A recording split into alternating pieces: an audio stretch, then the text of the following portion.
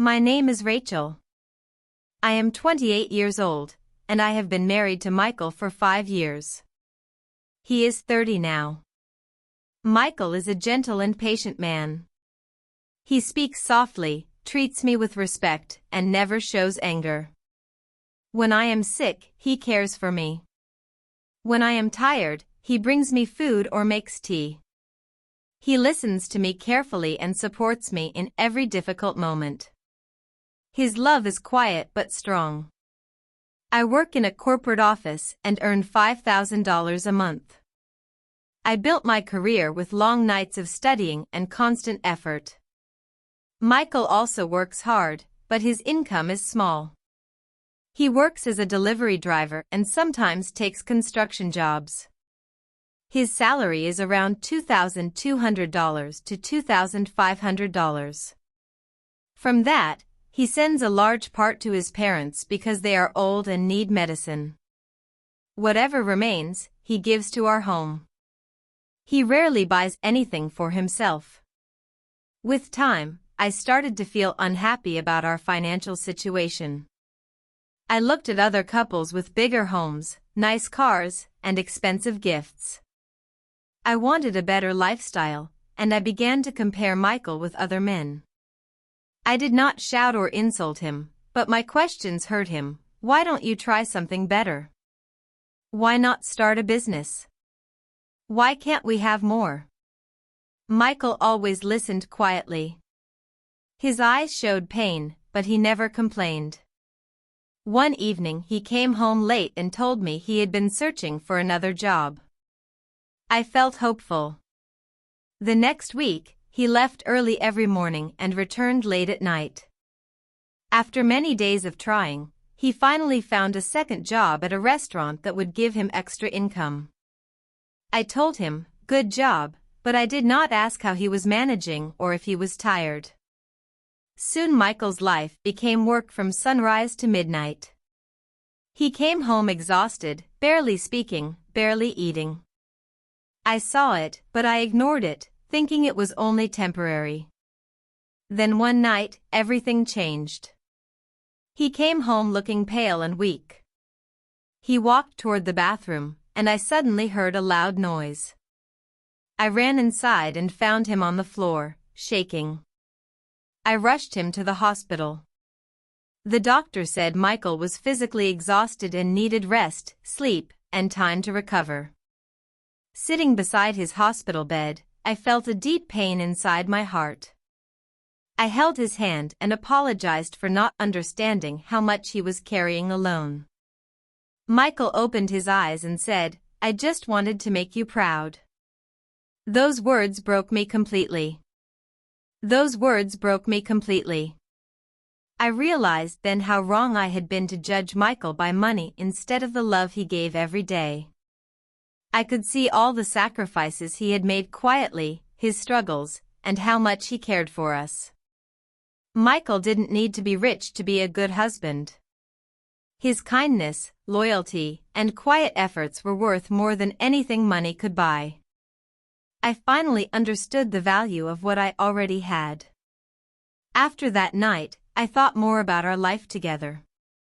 I remembered our first dates, when money didn't matter and we laughed all the time.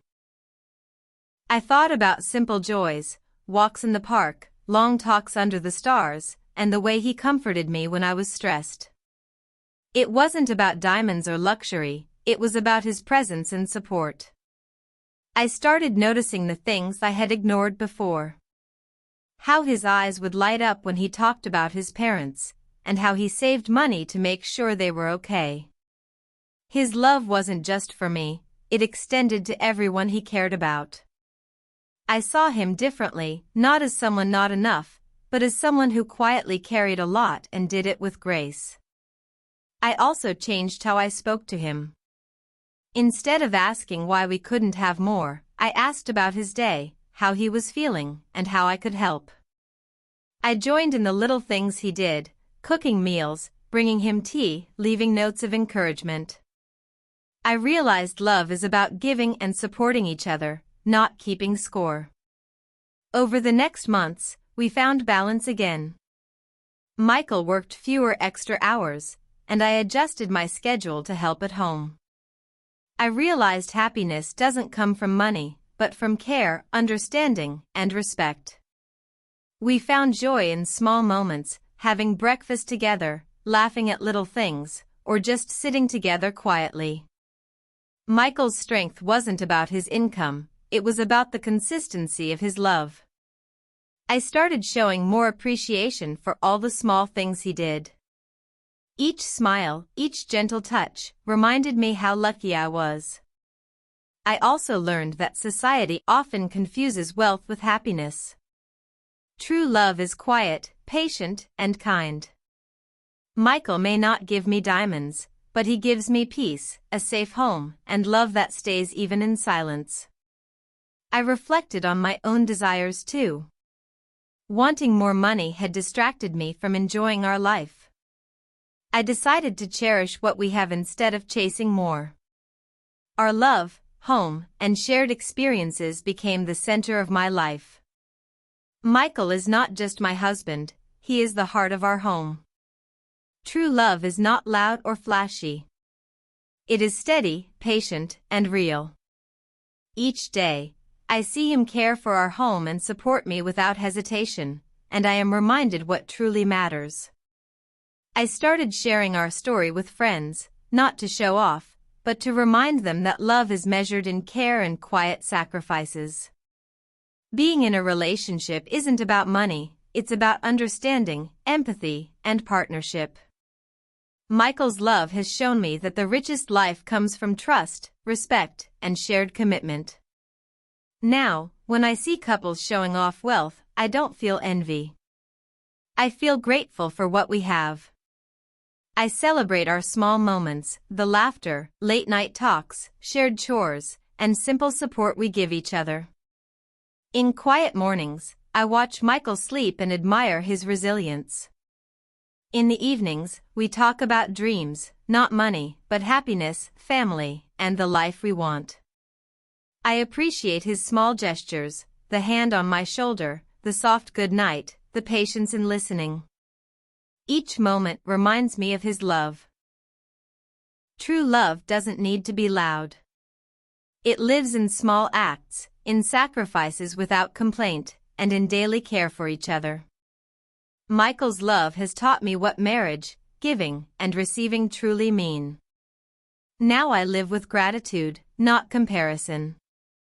I celebrate our victories, no matter how small, and honor the ways Michael shows his love. I don't let wanting more overshadow the beauty of what we already have. The greatest wealth is love, kindness, and having someone who truly cares.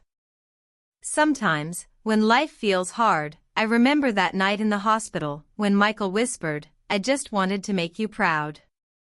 Those words stay with me, reminding me to be a better partner and to value love above all else. Our life continues, imperfect but meaningful. Every small gesture, quiet sacrifice, and shared smile strengthens our marriage.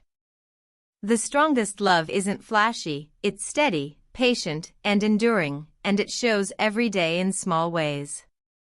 If this story touched you, please like, share, and subscribe. Sometimes the strongest love is the one that speaks softly but lasts forever.